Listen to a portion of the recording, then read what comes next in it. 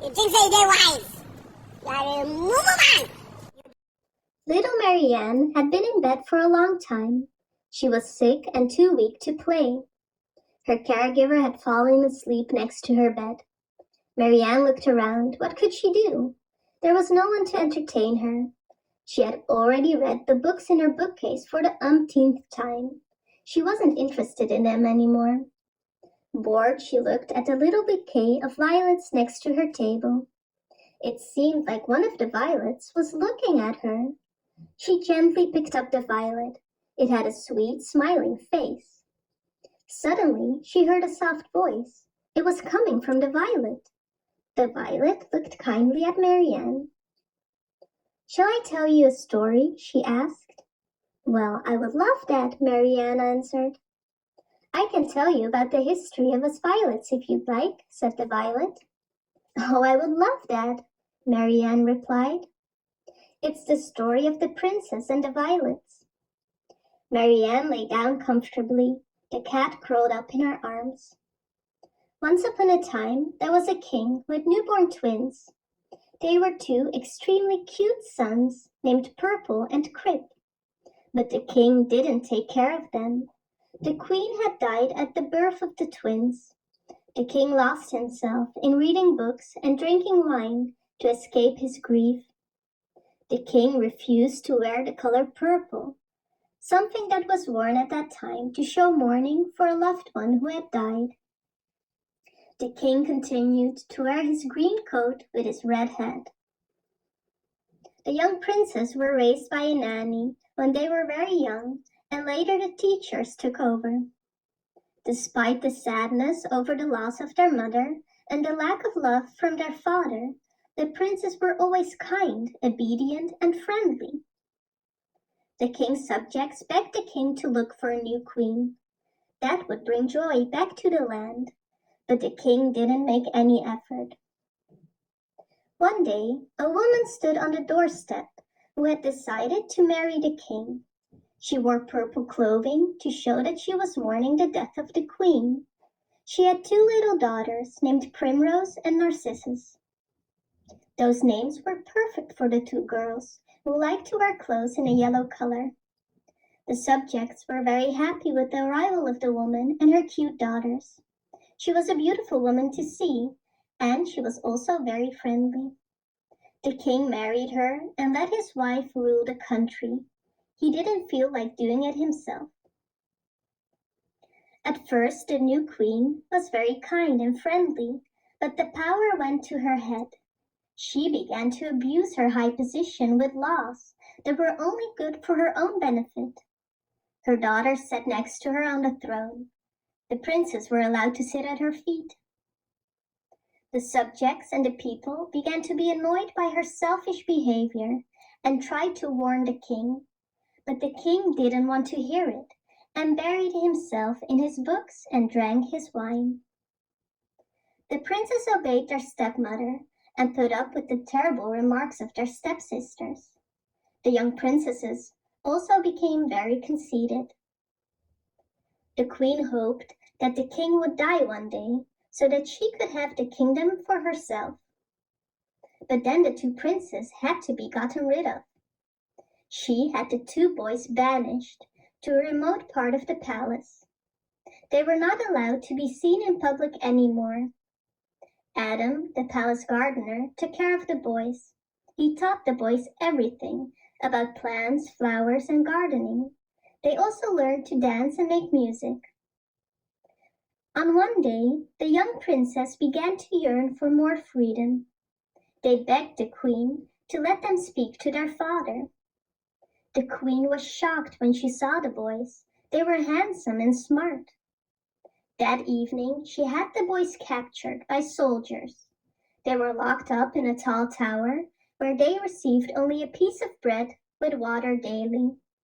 To explain their absence, she told the king that the boys had run away and that she had sent people to search for them.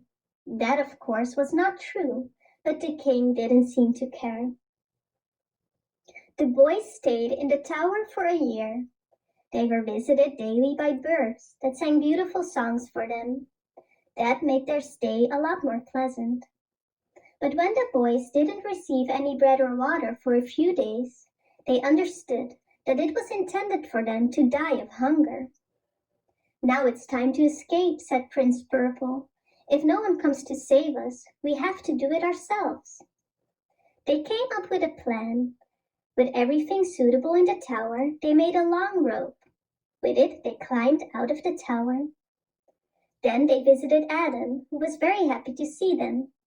He advised the young princess to leave the country and return when they reached adulthood to reclaim the throne.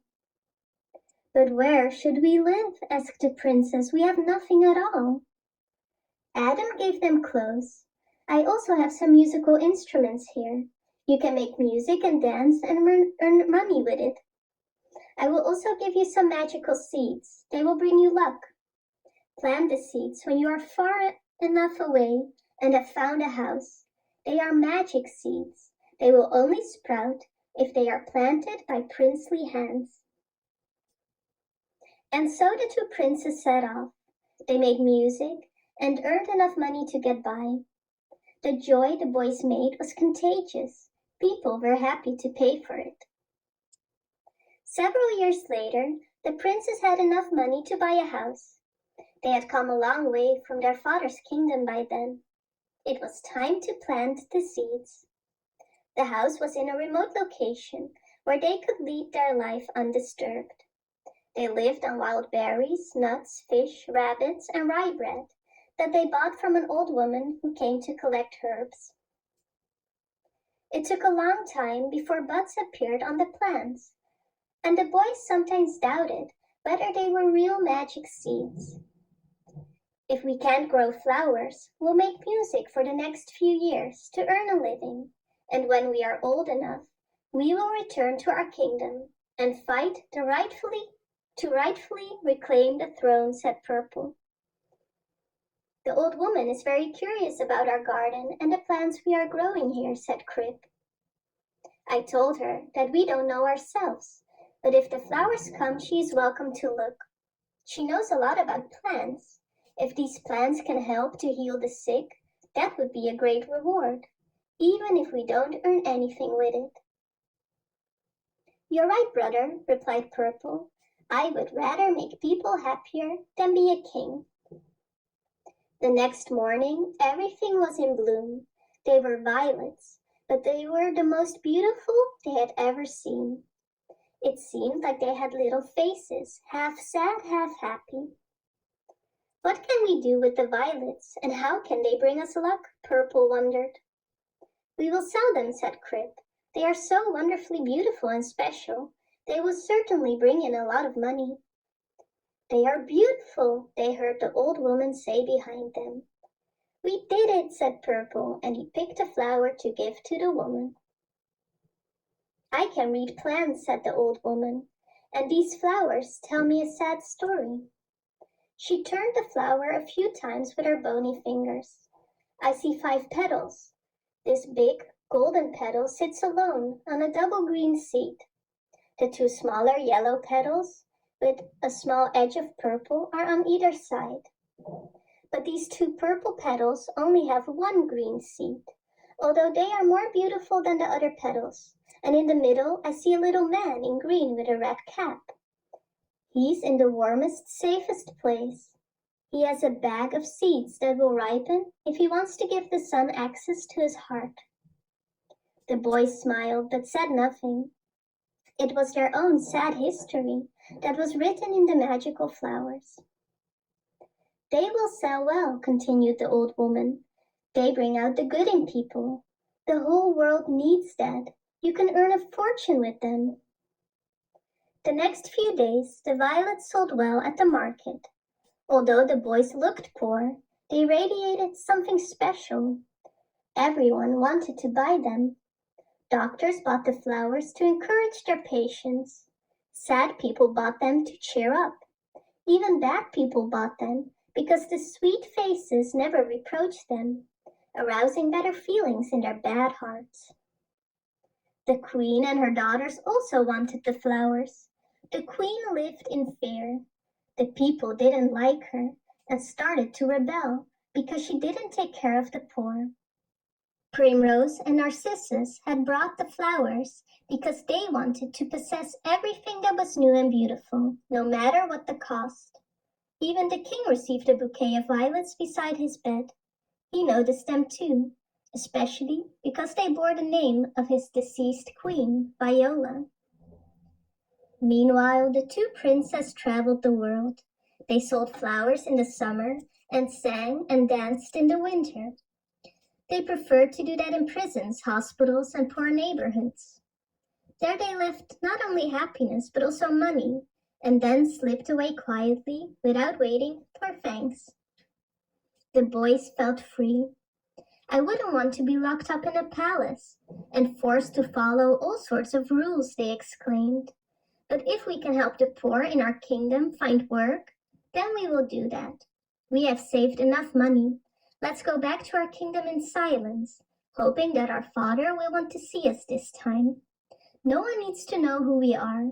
We will call ourselves the Merciful Brothers. And so they disguised themselves in brown monk robes, with a large hood pulled over their heads, and entered their father's kingdom. They sought out Adam, who was very happy to see the brothers and was very proud of them. The princess stayed with him.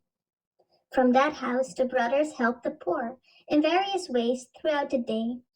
They put violets everywhere, bringing happiness and peace to many homes.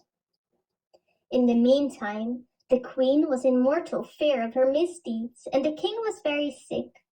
She was afraid that the people would rebel, so she had the merciful brothers come to the palace. No one recognized the two princes. The queen begged the brothers for help. She realized that her desire for power and wealth had made her a bad person. She wanted to show remorse. If you really regret it, try to make up for all the harm you've done, said Prince Purple. Have compassion for your people and start helping them. Make sure they can trust you. Then you will be safe and happy. Yes, I want to, and I will, the queen cried. That is a beautiful story, said Marianne. Don't forget what there is to learn from it, dear, said the flower. Learn to have patience and make your own little kingdom a loving, happy place. Learn from everything around you, even if it's something small like a violet. Marianne smiled and took the flower in her hand. She felt a sense of peace and comfort from the flower's words. She knew that she could make her own world a better place by being kind and patient with those around her.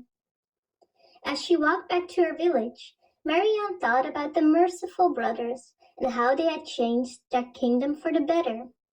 She realized that even small acts of kindness and generosity could make a big difference in people's lives. When she arrived home, Marianne went straight to her garden and began to tend to her flowers. She thought about the lessons she had learned from the story and how she could apply them to her own life. From that day on, Marianne made a conscious effort to be kinder and more patient with those around her. She shared her flowers with her neighbors and helped those in need. Her small acts of kindness spread throughout the village, and soon everyone was happier and more content.